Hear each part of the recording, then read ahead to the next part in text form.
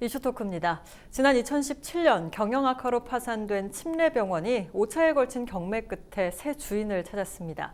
이로써 침례병원의 공공병원화 논의도 탄력을 받을 것으로 예상이 되는데요. 코로나19 사태로 공공의료시설의 중요성이 확인된 만큼 부산 지역 공공의료 인프라 확충을 위해 해결해야 할 과제에 대한 이야기 이 시간 나눠보도록 하겠습니다. 사회복지연대 김경일 사무국장과 함께합니다. 현재 스튜디오 나와 있습니다. 안녕하십니까? 네, 안녕하세요. 네, 반갑습니다. 오늘은 침례병원과 관련된 이야기를 좀 해보도록 하겠습니다. 침례병원이 지난 2017년 7월이었죠. 네. 파산한 이후에 정말 여러 가지 과정을 거치면서 공공병원화가 되기 위한 노력들을 이곳저곳에서 많이 해왔습니다. 네. 그동안의 진행 과정을 먼저 좀 짚어주시죠. 네, 우선 좀 긴 시간이라면 긴 시간이기도 해서요. 네네. 앞에 부분들 좀 짧게 말씀드리고 최근 경과를 말씀 좀 드려야 될 것 같습니다. 네.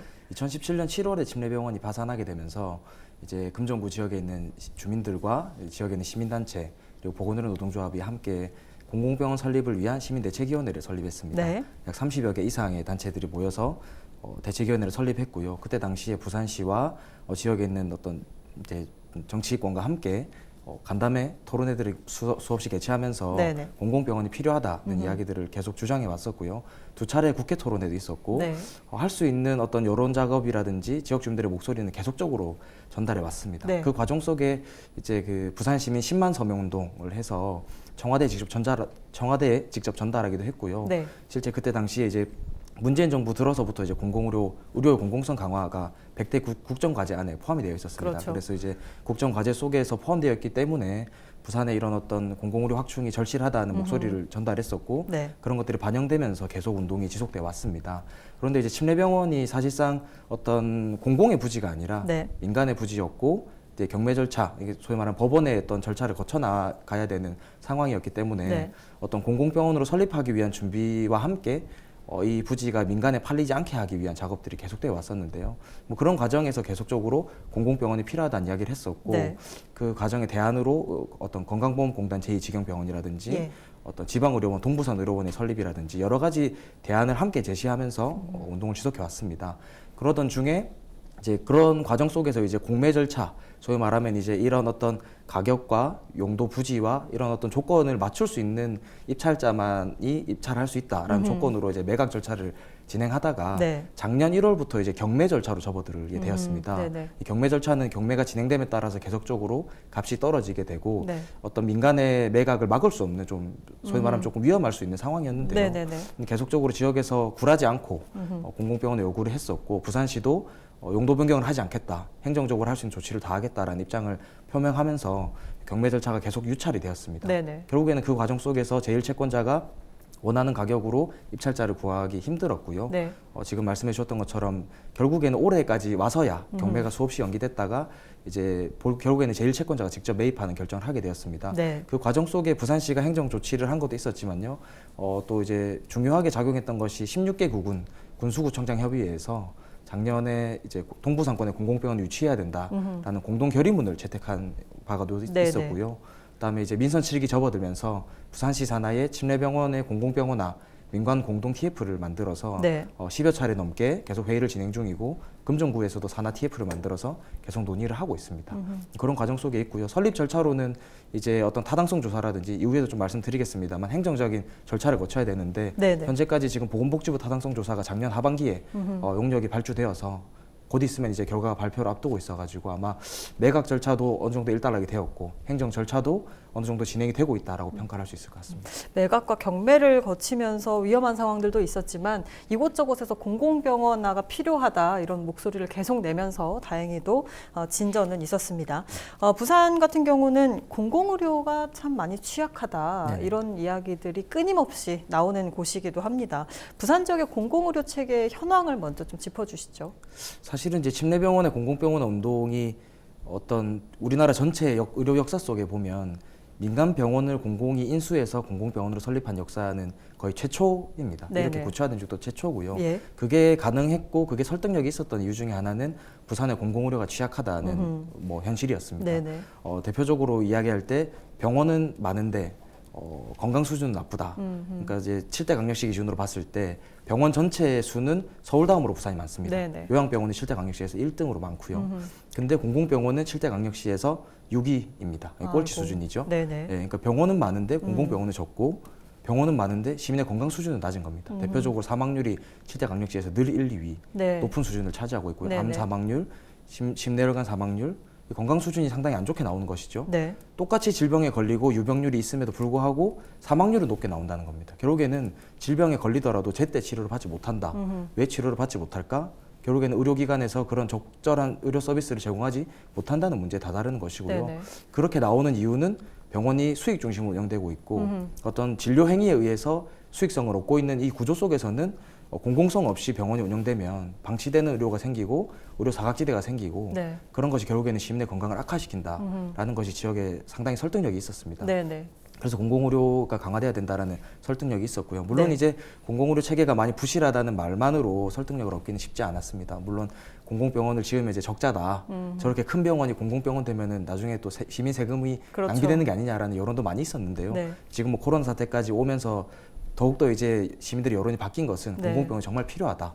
예, 대표적으로 부산의 안 좋은 지표 중에 하나가 산부인과 관련 지표인데요. 네네. 이제 부산의 대표적으로 7대 강력시에서 산부인과가 문을 닫는 속도가 굉장히 빨라지고 있습니다. 네. 비율이 낮아지고 있고요.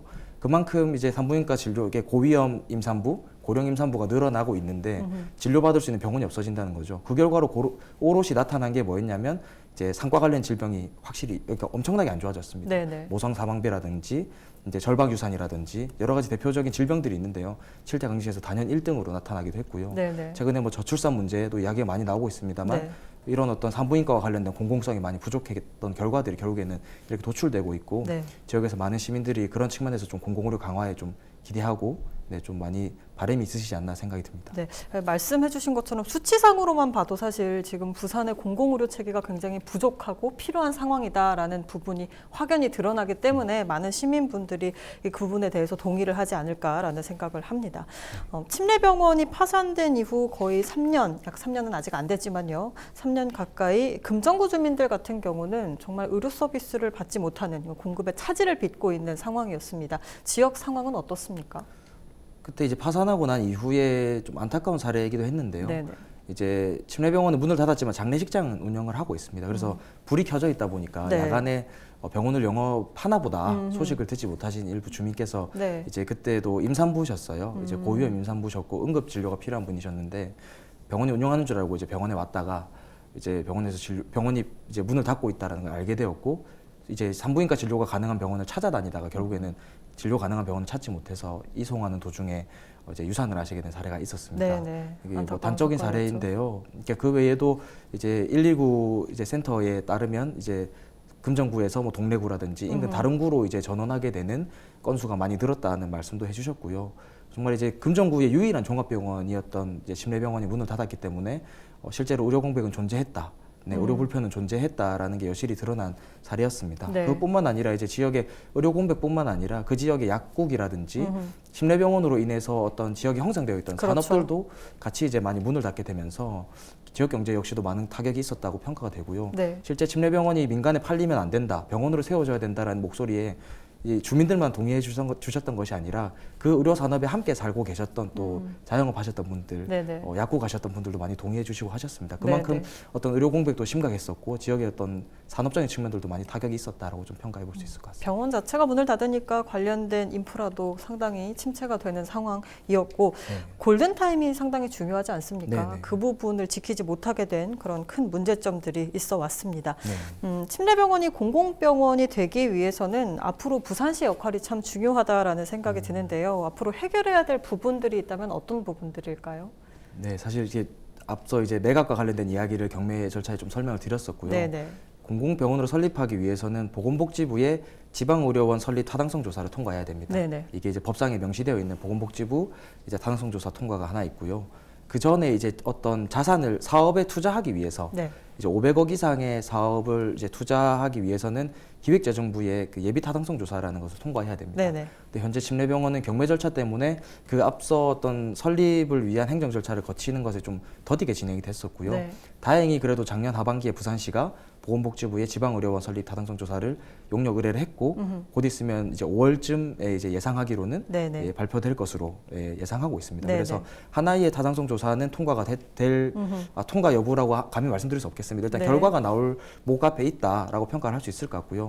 그 절차가 통과되고 나오고 나면 이제 기획재정부와 보건복지부 협의를 통해서 네. 앞서 말씀드렸던 500억 이상의 사업 예산이 들어가는 이 사업이 좀 편익이 있는지 비용 대비 편익 결과라고 하죠. BC 네. 분석 결과에서 비용 대비 편익이 높은지 이 사업이 투자하기에 적법한지에 대한 평가를 하게 될 텐데 뒤에도 좀 더 말씀드릴 수도 있겠지만 이 과정이 조금 사실 지난한 과정에 있습니다. 네네. 예, 공공의료라는 자체가 어떤 비용 대비 편익으로 봤을 때 경제적인 어떤 영역이라든지 산업적인 측면으로 평가할 수 없는 영역이 있습니다. 앞서 네네. 말씀드렸던 어떤 산부인과라든지 응급외상이라든지 그렇죠. 지금과 같은 감염병, 그다음에 뭐 어린이 재활, 뭐 장애인 치료 이런 부분들이 사실은 정말 의료로 필요한 영역이지만 네.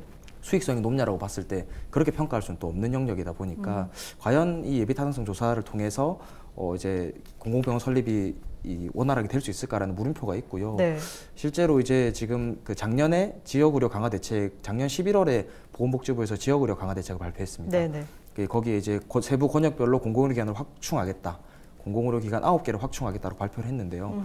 대표적으로 지금 앞서서 준비되고 있는 곳이 대전의료원, 예. 그리고 그 다음 순위 이제 부산의 서부산의료원인데요. 네. 이 예비 타당성 조사에 지금 발목이 잡혀 있습니다. 통상 예비 타당성 조사를 의뢰하고 용역이 들어가면 1년 이내에 결과가 나온다라는 게 이제 그 통상 결과인데요. 예. 지금 대전의료원은 거의 2년이 다 돼가도록 예비 타당성 조사 결과가 나오지 않고 네. 있습니다. 그 결과가 나오고 난 이후에 서부산의료원도 들어가게 될 텐데요. 서부산의료원도 대전의료원의 결과를 봤을 때 예비 타당성 조사를 통과할 수 있을까라는 물음표가 좀 남아 있습니다. 네네. 그런 걸로 봤을 때 단순히 어떤 침례병원의 공공병원화 문제가 아니라 어떤 우리나라 전반의 공공의료 기관을 확충하기 위해서 이 예비 타당성 조사가 꼭 필요한 절차인가에 대한 물음표가 남아 있고요.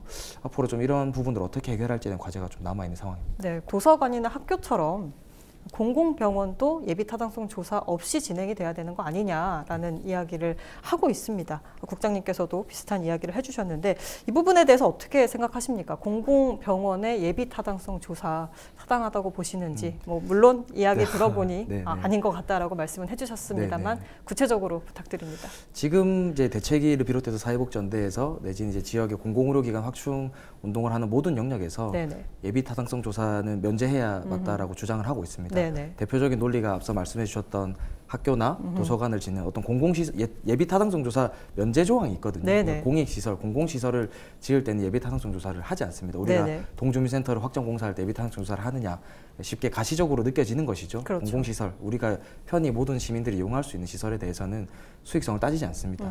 공공의료 기관이라고 한다면 물론 이제 의료가 산업적인 측면도 있습니다. 네. 하지만 이제 공공의료 기관은 진료 행위를 통해서 수익을 창출하는 게 최우선의 목적이 되는 것이 아니라 앞서 말씀드렸던 것처럼 응급외상이라든지 감염병이라든지 산부인과라든지 뭐 장애인 치료라든지 네. 어떤 수익성과 관계없이 사람이라면 존재한다면 누구나 이제 치료를 받을 수 있는 권리를 보장하기 위한 기관이 공공의료 기관이고요. 네. 그런 성격으로 봤을 때 공공의료 기관은 수익성으로 평가하는 것이 적절치 않다. 그래서 이제 최근에 이야기하기로는 공공의료 기관의 설립에 가장 큰 걸림돌이 예비 타당성 조사다라는 말씀을 좀 드리고 있고요. 네네. 그런 측면에서 이제 좀 시도지사 협의회라든지 네. 앞서서 좀 이런 예비 타당성 조사 면제를 논의할 수 있는 전국적인 단위의 어떤 이 논의가 시작되어야 되지 않을까. 앞서 말씀드렸던 것처럼 대전이라든지 네네. 경남도 지금 3개의 공공병원 설립을 이제 준비하고 계획하고 있거든요. 네네. 그렇다고 본다면 모든 이 공공의료 기관이 부족하고 설립이 필요한 지역들이 이 예비 타당성 조사 면제에 대한 욕구가 있을 것이고 이것을 결국에는 중앙정부 차원에서 기재부 차원에서 과감한 결단을 좀 해야 되지 않을까. 네. 이제 좀 우려스러운 것은 조금 다른 이야기이긴 합니다만 이제 재난지원금 지급과 관련돼서 예. 이제 기재부에서 여러 가지 좀 힘겨루기가 있었지 않습니까? 그렇죠. 이 자체도 어떻게 보면 기재부의 권한이고 힘인데 공공의료 기관 설립의 예비 타당성 조사를 면제한다. 상당한 패러다임의 전환이고 권한을 내려놓는 일이기 때문에 네네.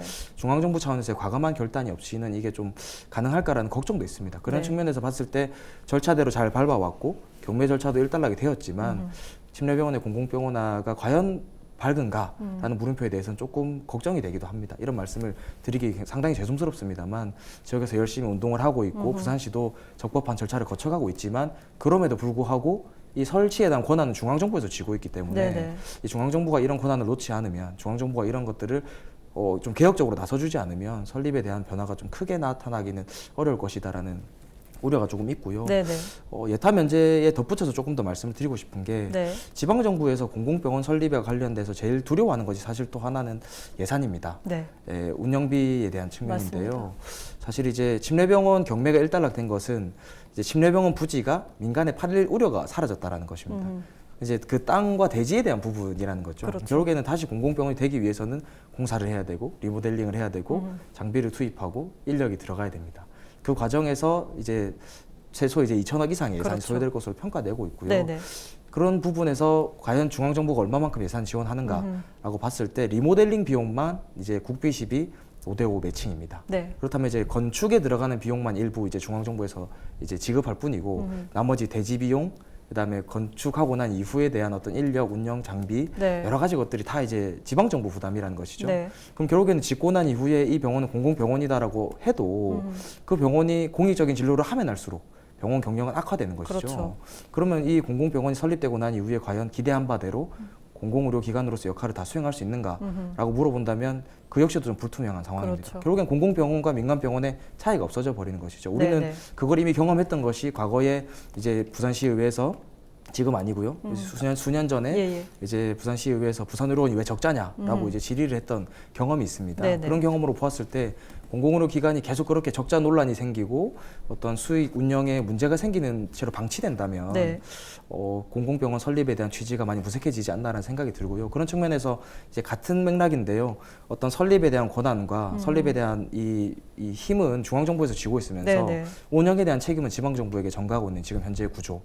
실제 이제 코로나19와 관련돼서 유럽에서 한간의 논의가 됐었던 게 NHS가 상당히 이 선도적인 이 유럽의 건강보험 제도였는데 왜 문제가 됐냐라고 봤더니 지방 분권으로 지방 재정으로 운영하게끔 분산시켰더니 네네. 지방 정부 성격에 따라서 지방 정부 재정에 따라서 이 보장성이 약화되고 제대로 된 의료 보장을 하지 못했다라는 한간의 논란이 있었는데요. 네네. 지금 우리의 의료 전달 체계도 딱 그런 수준인 것 같습니다. 권한은 중앙 정부에서 쥐고 있고 책임은 지방 정부에 맡기는 이 현재 구조를 타파시키기 위한 노력이 필요하고요. 그런 측면에서 과감하게 예비 타당성 조사와 같은 어떤 중앙 정부에서 지방 정부 현실과 맞지 않는 권한은 좀 내려놓을 필요가 있고 실제 최소한의 어떤 이 평준화된 공공의료 서비스를 제공하기 위해서는 중앙정부에서 일정 부분 운영에 대한 비용 지원이 좀 동반되어야 되지 않나라는 평가를 하고 있습니다. 네, 말씀 들어보니까 뭐 여러 지역에서 필요한 부분이기 때문에 정말 중앙정부에서 좀 큰 결단을 내려줘야 되지 않을까라는 생각을 해봅니다. 코로나19 사태로 공공의료시설에 대한 이 중요성이 정말 많이 입증됐고 많은 분들이 원하고 계십니다. 그런데 말씀해 주셨지만 공공병원 같은 경우는 운영 적자 때문에 시설을 무조건 확충하는 것에 대해 긍정적인 시각을 보내지는 않거든요. 네, 우리 사회에서 공공의료는 어떤 역할을 하고 있는지 또 왜 공공의료가 필요한지 연장선상이겠습니다만 그래도 좀 짚어주시죠. 이제 조금 더 거시적인 이야기를 드려야 될 것 같은데요. 네. 사실은 공공의료 기관이라고 한다면 노숙인이나 이주민이나 우리 사회의 어떤 사회 보장 체계 밖에 있는 사각지대를 위한 취약계층을 위한 의료기관으로서 역할도 당연히 있습니다. 네네. 물론 취약계층만을 위한 의료기관은 아니지만 취약계층들의 의료 서비스를 보장할 수 있는 기관이고 최소한의 사회 안전망을 유지하는 기능이 당연히 있고요. 네. 그다음에 앞서 말씀드렸던 것처럼 시장 영역에서 포기되고 실패되고 이제 빠져나오게 되는 어떤 필수 의료 서비스 영역. 네. 계속 같은 말씀을 드리지만 어떤 감염병이라든지 산부인과라든지 응급외상이라든지 이런 영역에 대해서는 최소한의 지금 이제 민간병원 같은 경우는 진료 수익이 나지 않는 네. 과목들이 축소되고 있거든요. 네, 맞습니다. 그래서 종합병원이 아니라 특성화 병원으로 변화되고 있습니다. 예. 그렇다면 종합적인 기능을 유지할 수 있는 형태의 이 역할은 공공병원이 해야 된다라는 부분이고요. 네. 근데 이제 코로나19와 관련돼서 조금 공공으로 말씀을 드리면 이제 이런 어떤 취약계층과 필수 의료 서비스 영역들을 설명을 드리기도 했지만 이제 감염병 상황이 터지면서 공공의료 기관에 대한 수요가 높아졌습니다. 네네. 높아졌는데 이제 두 가지 문제인 것 같습니다. 감염병과 관련된 인프라가 너무 부족했다. 그래서 감염병 전문 병원 설립해야 된다. 공공의료 기관을 설립해야 된다는 요구가 많은데요. 네.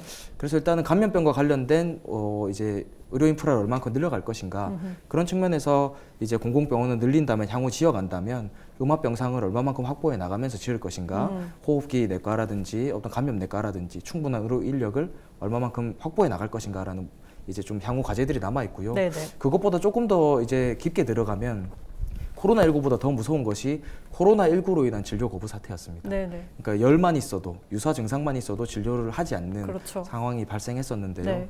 결국에는 이런 부분들로 봤을 때 모든 의료기관의 공공성이 담보돼야 된다라는 네네. 또 시사점이 남아 있을 것 같고요. 그런 측면에서 어떤 감염병 관리기관이라는 대안을 제시한 바 있습니다. 부산의 공공의료가 부족하고 절실한 상황인 만큼 공공의료가 확충되는 방향으로 결론이 나길 기대해 봅니다. 이슈토크 여기서 마칩니다. 고맙습니다.